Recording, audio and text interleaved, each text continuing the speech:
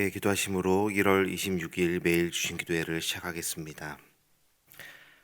사랑하는 하나님, 매섭게 추운 날씨 가운데서도 우리의 걸음을 지켜주시고 보호하셔서 이 새벽 주님을 만나는 귀한 자리로 불러주심을 감사드립니다. 어둠이 아직 걷히지 않은 시간에도 우리를 먼저 깨우시고 마음을 움직이셔서 말씀 앞에 서게 하신 주님의 은혜를 찬양합니다.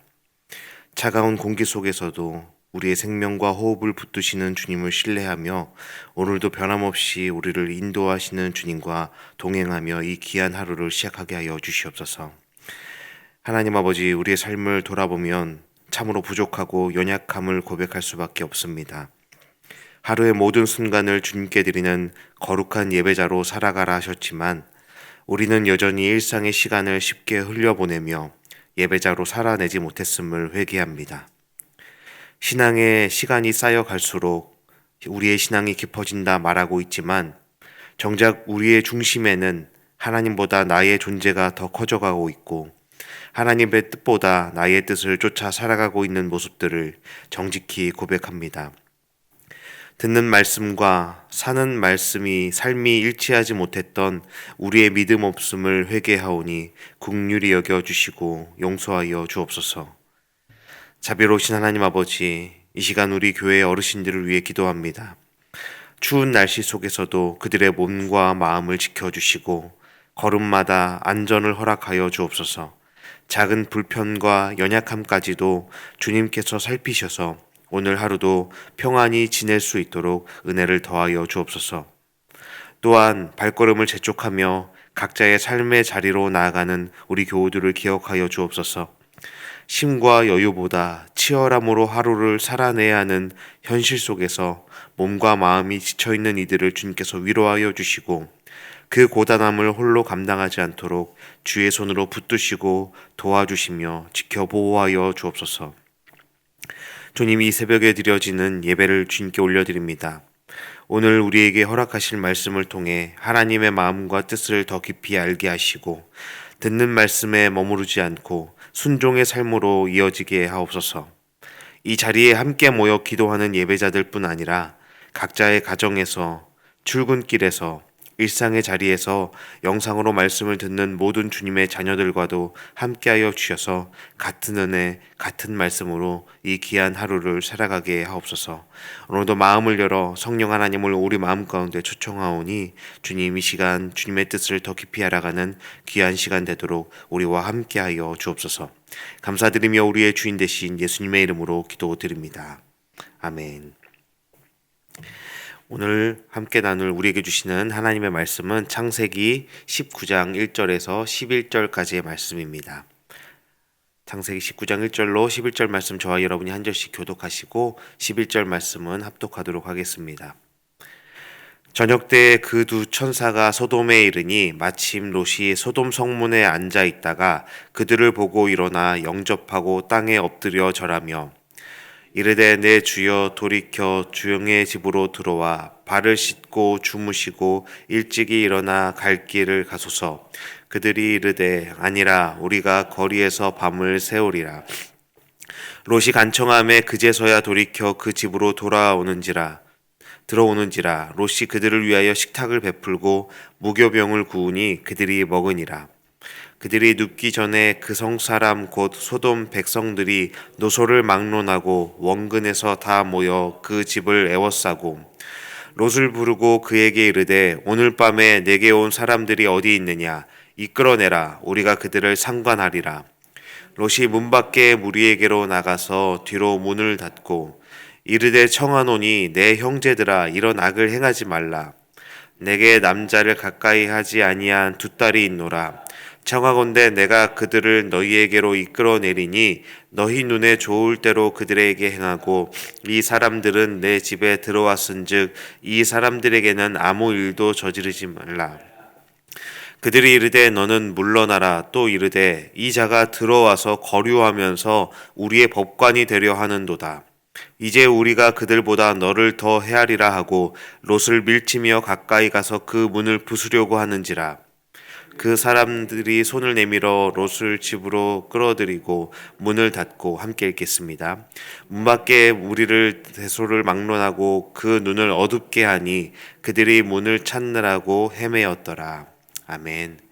예, 오늘도 평안한 또 밤 또 평안한 심의 시간들 보내고 오셨는지 모르겠습니다. 날씨가 너무 많이 추워서 또 오시는 걸음 쉽지 않으셨을 텐데 또 이곳에서 하나님의 말씀 함께 나누고 기도하며 또 귀한 은혜 누릴 수 있기를 소망합니다. 여러분, 성경에는 참 많은 사람들의 이야기가 기록이 되어 있지요. 대략적으로 5천 명 이상의 그 사람들의 이름이 언급되고 있고 기록되고 있습니다. 그렇지만 그 모든 사람들의 이야기가 모두 같은 분량으로 기록되지는 않습니다. 어떤 사람들의 삶은 여러 장에 걸쳐서 성경의 많은 부분이 할애되어서 아주 자세하게 기록이 되고 있는데 또 어떤 사람들의 이야기는 몇 절 혹은 몇 장만 짧은 장으로만 언급되다가 어느 순간 조용히 사라지기도 합니다. 성경은 모든 사람의 삶을 동일한 무게로 기록하고 있지 않다라는 것이죠. 창세기를 읽으면서 우리는 그 차이를 분명하게 보게 되는데 대표적인 예가 이 아브라함과 롯의 이야기입니다. 롯은 처음부터 믿음 밖에 있던 사람이 아니었습니다. 아브라함이 하나님의 부르심을 따라서 길을 떠날 때 롯은 함께 있었고 롯은 같은 집에서 아브라함과 함께 살았고 같은 길을 걸어왔던 사람입니다. 같은 약속의 주변에 있던 사람이었다라는 것이죠. 출발선만 놓고 본다면 아브라함과 이 롯은 크게 다르지 않은 사람들이었습니다. 그런데 이 성경의 이야기는 어느 순간부터 분명하게 갈라지고 있지요. 아브라함의 이야기는 점점 더 하나님을 향해 열려가고 있고 롯의 이야기는 점점 세상의 항복판으로 빨려가는 것 같습니다. 여러분, 도대체 무엇이 이 두 사람의 삶을 이렇게 다른 방향으로 기록하게 만든 것이겠습니까? 오늘 본문은 그 역사의 갈라짐이 어디서부터 시작되었는지를 아주 상징적인 장면으로 우리 앞에 보여주고 있는 것입니다. 오늘 본문은 이렇게 시작합니다. 1절에 저녁 때 두 천사가 소돔에 이르니 롯이 소돔 성문에 앉아 있다가 라고 이 본문이 시작하고 있습니다. 이 한 문장은 현재 이 롯의 삶을 압축해서 보여주고 있습니다. 이 성문이라는 것은 단순한 장소를 말하는 것이 아니라 출입구만을 의미하는 것이 아니라 그 시대의 성문은 도시의 중심 장소였습니다. 지도자들이 성문에 모였고 여기서 많은 계약이 이루어지기도 했고 또 재판이 열리는 자리였습니다. 그곳은 도시의 권력이 모이는 자리, 광장이었고 사람들의 인정과 명예 그리고 계약과 판단이 이루어지는, 한마디로 세상에서 성공하고 싶다면 성공한 사람들이 모여있는 곳이 바로 성문이었다라는 것입니다. 따라서 이 롯이 성문에 있었다라는 말은 우연이 아니라 그가 소돔 사회 안에서 어느 정도 자리를 잡고 있었고 그 도시의 질서와 가치 속에서 완전하게 자리 잡은 사람이 되었다라는 뜻입니다. 이 장면은 아브라함의 모습과 선명하게 대비되고 있지요. 하나님은 아브라함에게 창세기 17장 1절에서 이렇게 말씀합니다. 너는 내 앞에서 행하여 완전하라 라고 말씀하셨습니다. 아브라함에게 요구된 완전함은 도시 안에서의 성공이나 사람들의 인정이 아니라 하나님 앞에서의 헌신과 관계의 온전함이었습니다. 그러나 롯은 달랐다라는 것이죠. 아브라함이 하나님 앞에서 완전함을 향해 걸어갈 때 롯은 타락한 도시 한가운데서 성문에 앉아 그 사회가 요구하는 방식으로 완전해진 사람이 되었습니다. 다시 말하자면 아브라함은 하나님과의 관계에서 완전해졌고 롯은 세상 속에서 완전해졌던 것입니다. 롯은 소돔에서 관계를 만들고 커뮤니티를 형성해갖고 어느 정도 인정도 받았던 것 같고 성문에 앉을 만큼의 명예와 위치를 얻은 사람이 된 것이죠. 그래서 롯은 낯선 손님들을 맞이하면서도 아브라함과 약간 차이가 있습니다. 몇 주 전에 담임 목사님께서 토요 안심 기도에서 두 사람을 이제 대비하면서 설명을 해주셨는데, 아브라함은 많은 그 음식을 제공하면서 절박한 모습으로 손님들을 대접하고 초청합니다. 뛰어나가 엎드리지 않았 아브라함처럼 롯은 그렇게 절박하게 뛰어나가서 엎드리지 않는 것 같은 모습을 보입니다. 물론 무례하지는 않았지만 그 환대에는 설명하기 어려운 여유와 덤덤함이 느껴지고 묻어 있습니다. 여러분, 왜 그럴까요? 왜 두 사람의 환대가 차이가 있는 것이겠습니까? 절박함이나 절실함은 어떤 사람에게 생기나요? 내게 있는 것을 다 잃는다 해도 더 큰 소망이나 더 큰 일을 이루기 위해 그것을 간절하게 바라는 사람에게 절박함이 있지요. 간절한 소망이나 바람을 이룰 수 있다면 지금 내가 가진 내 삶이 무너져도 괜찮다, 그것을 위해서 내가 헌신하고 희생할 수 있다라는 마음을 느낄 때 절박함과 그 절실함이 느껴집니다. 내가 지금 붙들고 있는 것이 전부가 아니라고 믿는 사람에게 그 절실함이 생긴다라는 것입니다. 그러나 롯은 달랐다라는 거예요. 그는 지금의 삶을 지키고 싶어하는 사람이었습니다. 소돔에서 그가 자리 잡고 힘들게 쌓아 올린 자리, 아둥바둥 그가 관리하고 유지해 왔던 그 관계들, 이제야 손에 잡히기 시작한 안정과 성공을 그는 놓치고 싶지 않았습니다. 그래서 그는 하나님을 몰랐던 사람이 아니라 하나님보다 소돔에 더 가까워진 사람이 되어가고 있었습니다. 밤이 되자 소돔 사람들이 그의 집 앞으로 몰려옵니다. 본문은 노소를 막론하고, 그러니까 나이가 어리거나 나이가 많거나 상관없이 모든 사람들이 몰려왔다고, 성 전체가 움직였다고 말합니다. 이 장면은 단순히 소돔이 얼마나 타락하였는지만을 보여주는 것이 아니라 롯이 몸담고 있던 세상이 얼마나 잔인한지를 또 드러내고 있습니다. 롯은 하나님의 천사들을 손님들을 그들이 겁탈하겠다고 몰려든 군중을 말리고 있습니다.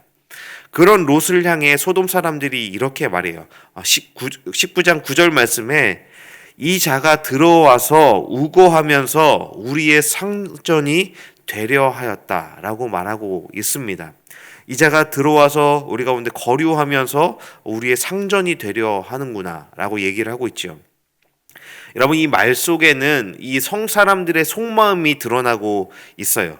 본문 7절에서 롯은 몰려든 사람들을 향해 이렇게 부르고 있습니다. 형제들아, 너희가 왜 이런 일을 하려고 하느냐?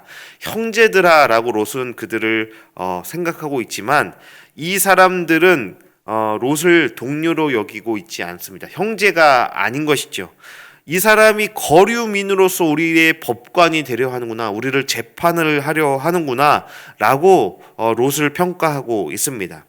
지도자로 인정하지도 않았을 뿐만 아니라 그들은 롯을 필요할 때는 이용하고 거슬리면 밀쳐낼 수 있는 거류민, 이방인, 한마디로 수단으로 여기고 있었을 뿐이라는 것이죠. 그런데도 롯은 이 세상을 붙들고 있는 것입니다. 자신의 성공과 명예를 그 안에서 유지하고 싶어 합니다. 그래서 끝까지 그 관계를 깨뜨리지 않으려고 했고, 그 왕국이, 자신이 그렇게 이루고 세워왔던 왕국이 무너지는 것을 그는 두려워하고 있습니다. 이것은 하나님이 아닌 세상에 속한 자의 비참한 모습인 것이죠. 자기 왕국을 지키기 위해 몸부림치지만 그 왕국은 정작 그를 지켜주지 않는 것입니다. 붙들수록 안전해질 것 같지만 붙들수록 더 깊은 위기로 밀어넣고 있는 것입니다. 이제 롯은 선택의 순간에 서게 됩니다. 고대 문화에서 손님 접대는 환대라는 것은 명예와 책임에 관한 것입니다. 단순히 선의의 차원이 아니라 이것은 의무와 책임의 차원인 것입니다. 하지만 여기서 롯이 만약에 그들에게 그 성난 무리에게 이 손님을 내어준다라는 것은, 왜 이것을 롯이 주저하고 있냐면, 집 주인으로서의 명예가 실추되는 행위이기 때문입니다. 자신의 집에 들인 손님을 그들에게 그냥 내어준다라는 것은 지금까지 자기가 쌓아왔던 위치와 평판도 무너질 것이기 때문에 그것을 주저하고 있는 것이죠. 단순히 이 손님을 자기가 지키기 위해서 그렇게 정의로움으로 이 손님들을 데리고 모시고 있는 것이 아니라 자신이 지금까지 쌓아왔던 평판, 사회적 지위가 흔들리는 것이기에 손님들을 내어주는 것을 주저하고 있는 것입니다. 그렇다고 손님을 내어주지 않을 수도 없는 상황이지요. 롯은 소돔 사람들이 어떤 사람들인지 너무나 잘 알고 있습니다. 그 성 안에서 위치하고 자리 잡고 살아가면서 그 사람들이 어떤 사람들이었는지 너무나 잘 알고 있었기에, 그들이 어떤 부류인지 그들이 행한 일의 결과를 너무나 잘 알고 있었습니다. 그래서 롯은 손님을 내어줄 수도 없고 내어주지 않을 수도 없는 그 상황 가운데서 차마 이해하기 어려운, 우리의 상식으로는 도저히 이해하기 어려운 말을 입 밖으로 꺼내고야 마는 것이죠. 우리 8절 말씀을 함께 한번 읽어보면 좋겠습니다. 8절입니다. 내게 남자를 가까이 하지 아니한 두 딸이 있노라. 청하건대 내가 그들을 너희에게로 이끌어내리니 너희 눈에 좋을 대로 그들에게 행하고 이 사람들은 내 집에 들어왔은즉 이 사람들에게는 아무 일도 저지르지 말라. 여러분, 이 말이 이해가 되시나요? 자신의 딸, 두 딸, 이 다음 본문, 내일 본문을 보면 이 두 딸에게는 약혼자들이 있었습니다. 결혼할 사람들이 있었던 딸입니다. 그런 딸들을 지금 이 무리에게 내어주겠다라는 것입니다. 이 말은 그런데 단순한 판단 착오가 아닙니다. 여러분, 사람들이 위급한 상황에 처하면 그 사람들의 본 모습이 드러나지요. 지금 이것은 위기 속에서 드러난 롯의 진짜 모습이고 그가 추구하는 진짜 우선순위가 무엇인지를 보여주는 것입니다. 그는 이 순간에도 하나님께 묻고 있지 않는 것입니다. 천사에게 방향을 구하지도 않았습니다. 천사, 자신의 집에 들인 이 사람들이 범상치 않은 사람들이라는 것을 그는 인식하고 있었음에도 그들에게도 묻지 않았습니다. 여러분, 너무나 경황이 없어서 그랬을까요? 아닙니다. 롯은 천사들의 존재를 인식하고 있었지만 도와달라고 요청하지 않았고 어찌해야 하냐고 묻고 있지 않았습니다. 왜냐하면 롯은 너무나 잘 알고 있었습니다. 자신이 도움을 청하고 어떻게 해야 합니까? 라고 하나님께 묻는 순간 자신이 쌓아왔던 세상이 완전히 바뀔 것을 그는 너무나 잘 알고 있었기 때문입니다. 하나님께 묻는다라는 것은 현재의 삶이라는 틀을 깨트리는 일이기도 합니다. 그동안 노력해서 쌓아 올린 성공과 명예, 곧 나의 그 왕국을 포기할 수도 있는 선택이었기 때문에 그는 하나님께 묻고 있지 않은 것이죠. 그래서 롯은 끝까지 자기 생각과 자기 판단으로 문제를 해결하려고 합니다. 그러나 그 해결은 아무도 살리고 있지 못합니다. 오히려 가장 가까운 존재를 희생시키는 방향으로 흘러가고 있습니다. 이것이 하나님보다 나의 왕국을 먼저 붙들 때 나타나는 비극인 것입니다. 신앙이 없어서가 아니라 신앙이 삶의 중심이 아니었기 때문에 벌어지는 일인 것이죠. 우리도 때로 절박한 상황 앞에서 하나님의 뜻을 묻고 기다리기보다는 기도보다 내 뜻과 내 목표를 이루어 주시기만을 구할 때가 있습니다. 하나님의 뜻을 묻고 순종하면 내가 원한 길과 다른 길을 가야 할 것을 우리는 이미 알고 있을 때가 있다라는 것이죠. 그래서 기도하면서도 정말 내 마음을 정직하게 하나님 앞에 내어놓고 기도하기보다는 하나님, 적당하게 내가 원하는 것만 이루어 달라고 기도할 때가 있다는 것입니다. 여러분, 하지만 우리가 기억해야 하는 것은 나의 왕국, 나의 뜻이 무너져야 하나님의 나라, 하나님의 뜻이 이루어질 수 있다는 것입니다.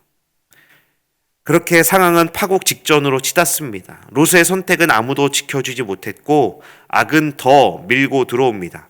그때 본문은 10절에 이렇게 말합니다.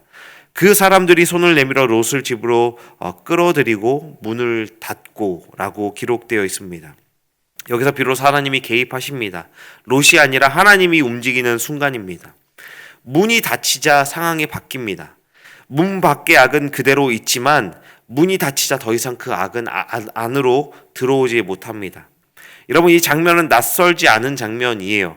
이 닫히다라는 이 단어가 사용된 동일한 본문이 있는데 노아의 방주 본문에서 이 닫히다라는 단어가 동일하게 사용되었습니다.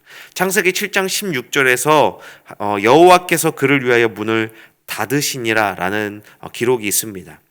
방주의 문은 노아가 다 모든 일을 마친 다음에 노아가 문을 닫았다라고 기록되지 않고 하나님이 그 문을 닫으셨다라고 기록되어 있습니다.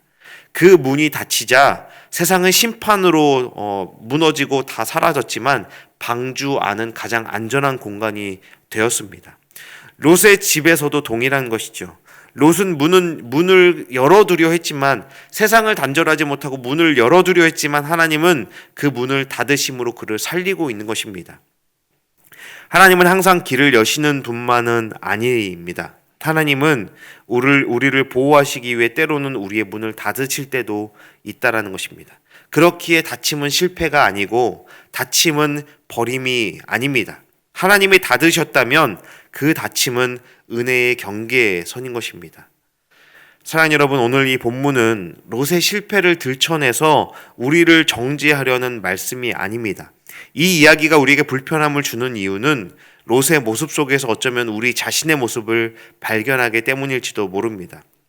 롯은 하나님을 몰랐던 사람이 아닙니다. 그러나 그는 하나님보다 자신이 쌓아올린 삶을 더 중요시 여겼고 하나님께 묻기보다는 자기 판단으로 버티는 길을 선택했습니다.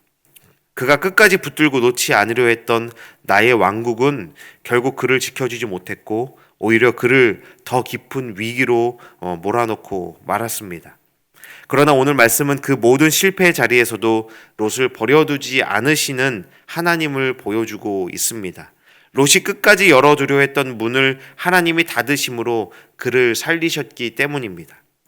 여러분, 하나님은 우리가 올바른 선택을 했을 때만 함께 하시는 분이 아니라 우리가 가장 어리석은 선택을 할 때에도 여전히 우리 곁에서 구원의 일을 시작하시는 분이심을 우리는 기억해야 합니다. 또한 어렵게 노력해서 열어두고 싶어 했던 성공과 명예의 문이 닫힐 때에도 그곳에 하나님의 계획과 섭리가 있음을 우리는 기억해야 합니다. 여러분, 지금 어떤 문을 여러분 붙들고 계십니까? 하나님께 묻지 않게 만드는 이유가 무엇입니까? 혹시 하나님이 닫으시려는 문을 우리가 두려움 때문에 혹은 이미 쏟아부은 노력과 명예 때문에 끝까지 열어두려 애쓰고 있지는 않으셨습니까? 오늘도 하나님은 우리 삶의 문 앞에 서 계십니다. 때로는 길을 여시기도 하지만 때로는 우리를 보호하시기 위해 문을 닫으시며 그 닫으심 안에서 우리를 다시 살리시는 분이심을 우리는 기억해야 합니다. 이 새벽 우리의 삶을 잠시 멈추어 기도하며 또 돌아보며 내가 지키려 애쓰던 나의 왕국이 무엇이었는지, 그리고 하나님이 나를 지금 어디로 부르고 계신지 조용히 마음에 새겨보며 이 말씀을 붙들고 살아가는 하루가 되기를 주님의 이름으로 축원합니다. 함께 기도하겠습니다. 은혜 하나님, 오늘 말씀 앞에서 우리가 붙들고 있던 나의 왕국을 돌아보게 하시니 감사드립니다. 세상의 명예와 성공을 지키려다 주님의 뜻을 먼저 묻지 못했던 우리의 연약한 모습을 주님 앞에 내려놓습니다. 주님, 열리지 않는 문 앞에서 조급해하지 않게 하시고 다시 닫으심 속에서도 우리를 살리시는 주님의 은혜를 신뢰하게 하옵소서. 오늘의 삶 속에서도 나의 판단보다 주님의 뜻을 먼저 구하며 하나님 나라를 향해 살아가는 귀한 주님의 자녀들 되게 하여 주시옵소서. 감사드리며 우리의 삶의 주관자 되신 예수 그리스도의 이름으로 기도드립니다. 아멘. 함께 우리 기도의 제목들을 가지고 주 앞에 기도하며 나가시겠습니다.